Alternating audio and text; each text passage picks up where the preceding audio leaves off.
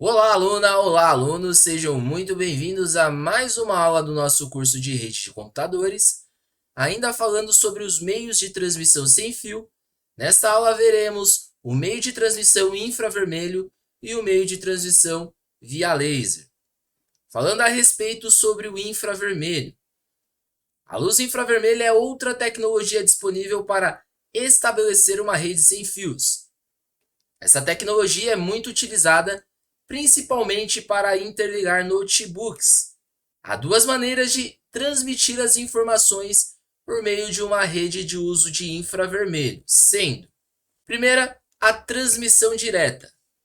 Nessa transmissão, os equipamentos precisam estar alinhados para que a comunicação ocorra. Bom, para quem é um pouco mais velho, vai se recordar do início da tecnologia nos celulares, onde os arquivos eles eram transmitidos via infravermelho. E aí, na época, era necessário com que os dois aparelhos, quando tivesse o infravermelho ligado, precisassem estar juntos, precisassem estar um ao lado do outro ou um acima do outro. Então, o tipo de transmissão de infravermelho que existia naquela época era o tipo de transmissão direta.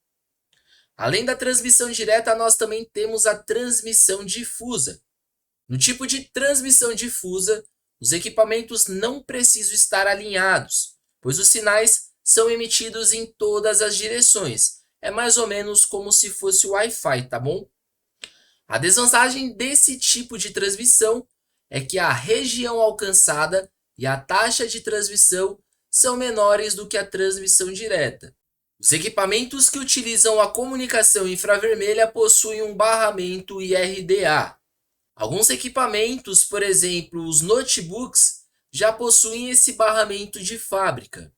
Os demais dispositivos precisam de um transmissor/receptor de infravermelho que pode ser conectado em alguma porta USB ou em um conector da placa-mãe. O padrão Giga-IR, lançado em 2008, permite a comunicação utilizando o infravermelho a uma velocidade de transmissão de dados de até 1 gigabits por segundo. Bom, então para quem não sabe o que é um barramento, o barramento ele é o transmissor e receptor de infravermelho. No caso especificamente do infravermelho, é o barramento IRDA. Então, quando você compra um notebook de fábrica que já vem com essa tecnologia, é mais fácil, mas se você possui algum aparelho que precisa de um barramento, talvez não tenha vindo de fábrica, não tenha vindo esta tecnologia, você consegue fazer adaptações. Então, como o próprio texto menciona, há dois tipos de adaptações que é possível. O primeiro é um adaptador que você conecta na porta de USB, assim como você conecta hoje em dia teclado, mouse, ou você também pode colocar um adaptador diretamente na placa-mãe. Então, assim como é possível você acrescentar mais memórias RAMs, por exemplo, dentro de uma placa-mãe, ou trocar o processador, acrescentar placa de vídeo, também é possível acrescentar uma tecnologia de infravermelho se necessário. Acredito que a maioria das vezes o melhor caminho é através da porta USB. Mas se você tem muitas coisas e não tem a quantidade suficiente de portas USB para comportar teclado, mouse, às vezes fone de ouvido, webcam, acaba sendo necessário você alocar ela realmente dentro da placa-mãe. Agora falando a respeito sobre a tecnologia laser. A tecnologia laser é parecida com a infravermelho, porém a diferença é que a laser utiliza um outro tipo de luz. A transmissão de dados a laser é extremamente direcional. O que isso quer dizer? Bom, os equipamentos de transmissão e recepção, eles precisam ficar alinhados perfeitamente para realizar a transmissão de dados.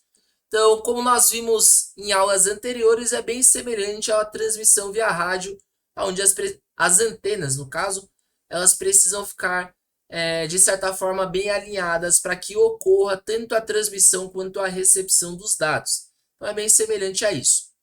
Bom, ao utilizar essa tecnologia para conectar duas LANs que se concentram em prédios distintos, por exemplo, é necessário que cada prédio possua o seu próprio raio laser, e o seu próprio fotodetector, pois esse meio de transmissão é unidirecional. Ele não é bidirecional, ele é unidirecional, então ele só faz o envio. Bom, o laser ele tem a vantagem de ter um maior alcance se comparado com o infravermelho por um custo mais baixo.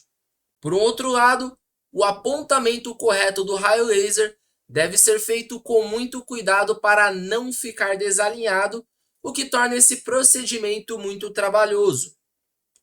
Além disso, qualquer obstáculo como chuva ou neblina interrompem a transmissão. Então aqui nós temos algumas vantagens, mas se percebermos no texto, temos mais desvantagens do que vantagens, dependendo da necessidade da usabilidade, né? Então, o próprio texto menciona que se houver chuva, se houver neblina, se houver garoa, a conexão ela já não é 100% feita, 100% viável. Bom, galera, e esse foi mais um módulo no qual nós encerramos. Falamos a respeito sobre os tipos de transmissão sem fio. Então, só recapitulando, nós falamos não apenas do laser e do infravermelho que foram vistos nessa aula, mas também aulas anteriores sobre via Wi-Fi, WiMAX, Bluetooth e via rádio também. Eu me despeço por aqui e a próxima aula nós daremos continuidade com outro módulo falando de um outro assunto, então até breve.